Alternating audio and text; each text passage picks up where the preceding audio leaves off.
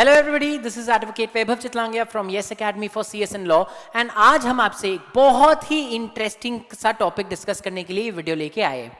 आप जितने भी लोग ऐसे जो लोग लॉ में करियर बनाने का सोच रहे हैं, जो आगे जाके लॉ करने का सोच रहे हैं, लॉयर बनने का सोच रहे हैं, आप सब लोग ने बहुत जगह ये चीज़ ज़रूर सुना होगा कि लॉ करने के बाद बहुत सारे करियर ऑप्शंस खुल जाते हैं। लॉ करने के बाद आप बहुत सारी चीज़ें कर सकते हो, जैसे कि litigation, law firm, company, judicial services etcetera etcetera. But आप लोगों को क्या डिटेल में इन चीज़ों के बारे में पता है? आज लिटिगेशन के कुछ फायदे हैं तो उसके कुछ नुकसान भी है। आज लॉ फर्म में अगर आप जाने का सोच रहे हो तो आपको कुछ चीज़ रेडी करके रखनी पड़ती है। There are certain things that you need to do when you are in a law school so that आप एक पर्टिकुलर करियर ऑप्शन कर सकते हो। तो हम लोगों ने सोचा कि अगर बच्चों के लिए ये इतना क्रूशियल पॉइंट ऑफ क्वेश्चन है तो we should come up with something जो आपको ये डिसाइड करने में हेल्प करेगा कि इतने सारे ऑप्शंस में से आपके लिए सबसे सही ऑप्शन कौन है। एंड इसीलिए we are presenting this series for you guys, जहां पे we are gonna talk about all the different options in career that you have for as a law student. Of course यहाँ पे हम लोग जितने भी वीडियोस बनाने वाले हैं वो सारे वीडियोस काफी डिटेल्ड होंगे। आपको क्या करियर ऑप्शन है, उस करियर ऑप्शंस के प्रोस क्या है, कॉन्स क्या है, वो करियर ऑप्शन में जाने के लिए आपको लॉ स्कूल के दौरान क्या क्या करना चाहिए, all these things we are gonna tell you guys in these videos. कितने ऐसे वीडियोस आने वाले, ये पूरा एक सीरीज चलने वाला है जिसमें अराउंड 20 वीडियोस आएंगे एंड उन 20 वीडियोस में हम लोग पूरा डिस्कस करने वाला about 20 different career options that you can have as a lawyer. तो बिना किसी डीले के स्टार्ट करते हैं अपना ये video series with the first career option that we are gonna discuss today and that is that of litigation. Now litigation होता क्या है पहले ये समझते हैं।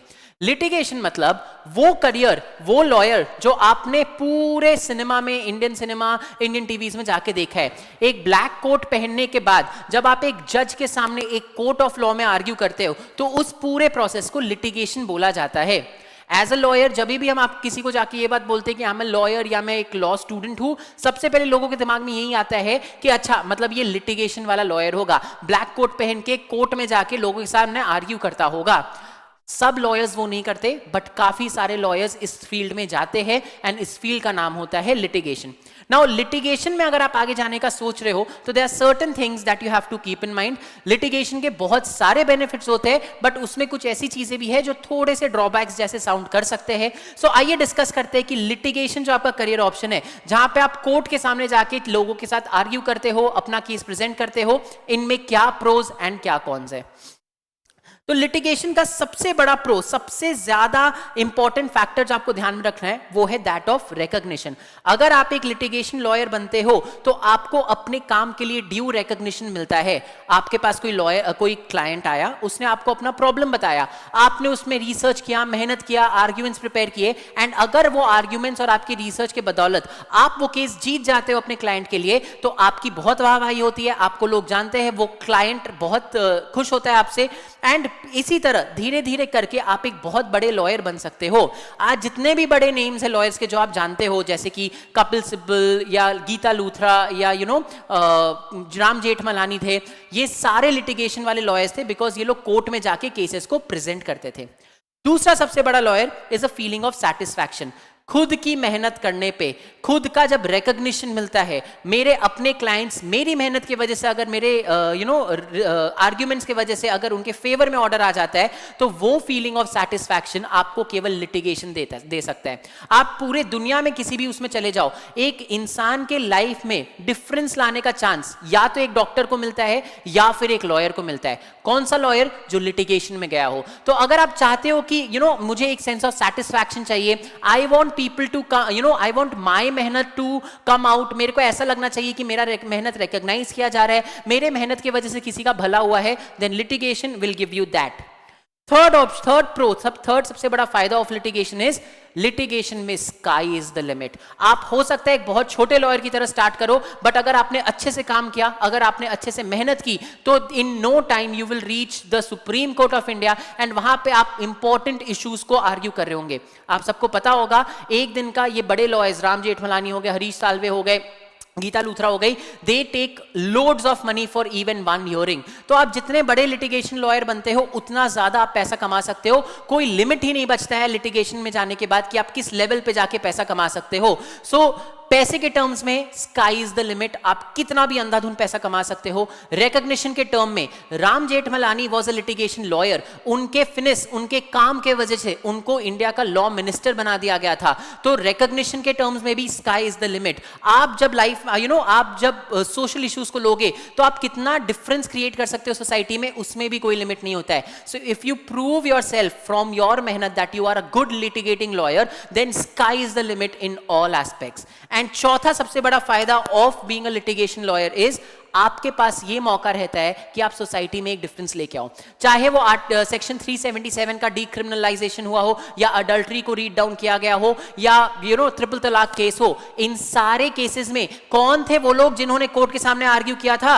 वो तो लिटिगेशन लॉयर्स ही थे ना। तो जहां एक तरफ आप अपने क्लाइंट्स को हेल्प कर रहे होगे, आपके पास एज अ लिटिगेशन लॉयर ये मौका भी मिलता है आपको कि आप सोशल इंपैक्ट क्रिएट कर सको, आप सोसाइटी में एक डिफरेंस क्रिएट कर सको। आज कितने सारे लॉयर्स हैं जो सुप्रीम कोर्ट के सामने सेम सेक्स मैरिज के लिए आर्ग्यू कर रहे हैं। अगर वो सक्सेसफुल हो जाते हैं तो that will create a big difference in the Indian society.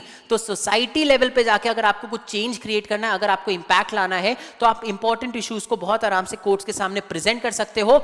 आपकी मेहनत से सोशल इंपैक्ट आएगा, आपको सेटिस्फैक्शन मिलेगा, एंड ऑफ कोर्स बिकॉज आपका नाम as the advocate on that order रहेगा तो आपको एक बहुत ज्यादा रिकॉग्निशन भी मिलेगा।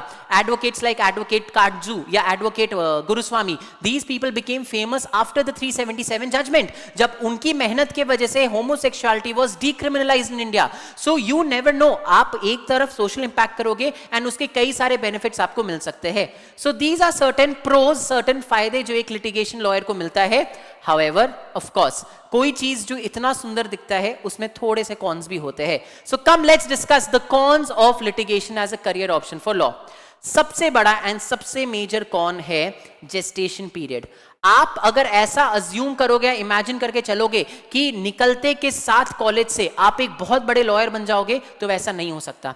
जो चीज आप थ्योरी में पढ़ते हो इन योर लॉ कॉलेज, उसका प्रैक्टिकल एप्लीकेशन बहुत डिफरेंट होता है। एंड इसीलिए एक जनरल रूल की तरह माना जाता है ये कि कॉलेज से निकलने के बाद 3 से 5 साल तक आपको ट्रेनिंग लेना पड़ता है किसी लॉयर के अंदर। एक बहुत लंबा जेस्टेशन पीरियड होता है आफ्टर योर कॉलेज लाइफ, जहां पे आप काम सीख रहे होते हो किसी लॉयर के अंडर।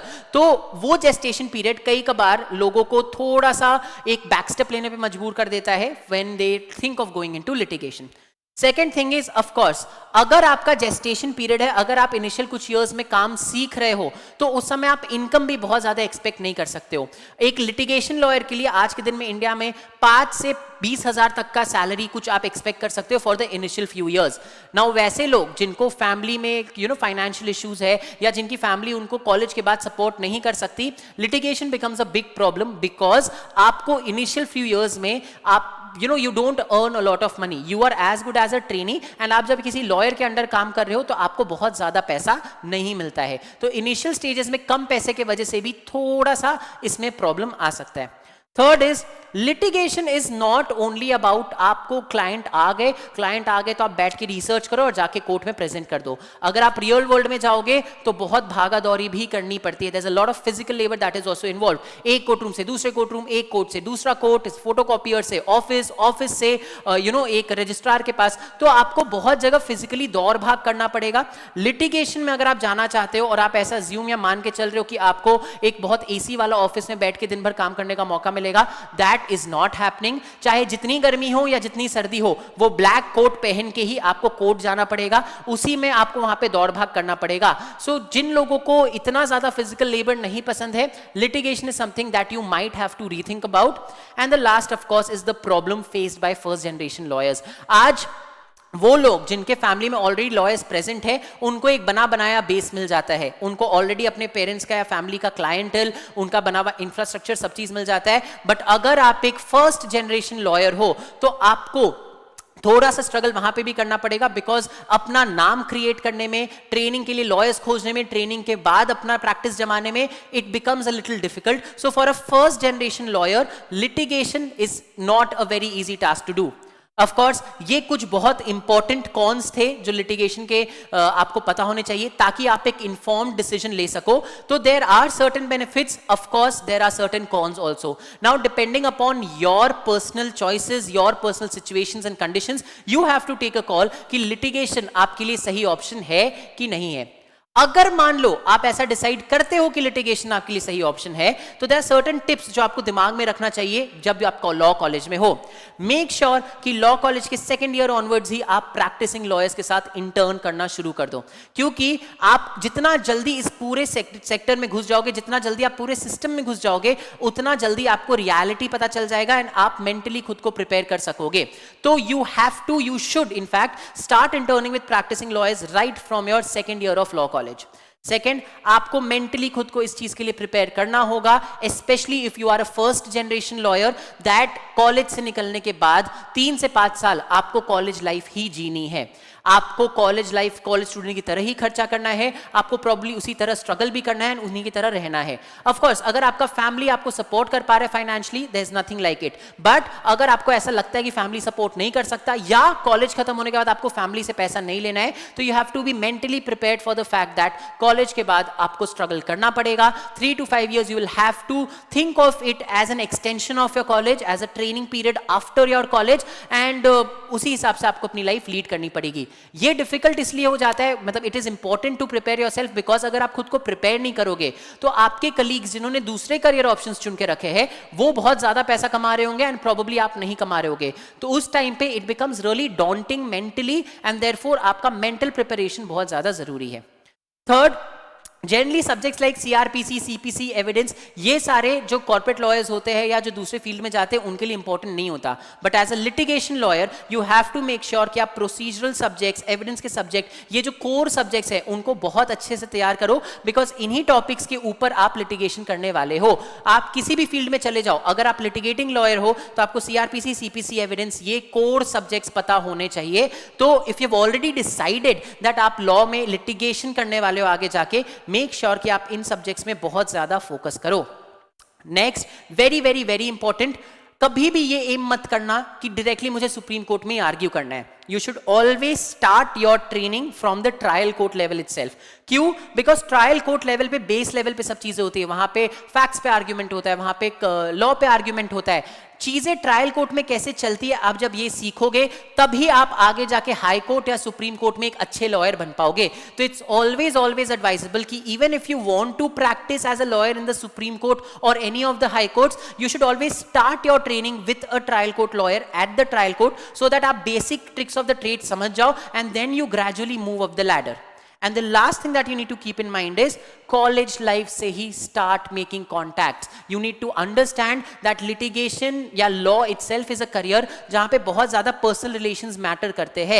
So college time से ही contacts बनाना शुरू कर दो, networking start कर दो, get in touch and maintain that touch with you know different people, different lawyers, and that will definitely help you in the long run.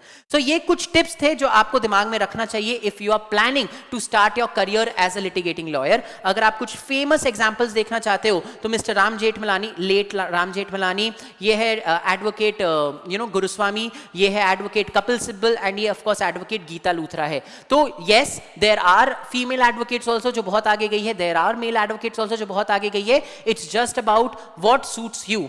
सो ये थे pros cons of litigation. Litigation क्या होता है, उसके क्या फायदे हैं, क्या नुकसान है, एंड आपको लॉ कॉलेज में क्या क्या चीजें दिमाग में रखना चाहिए अगर आपको लिटिगेशन में आगे जाना है.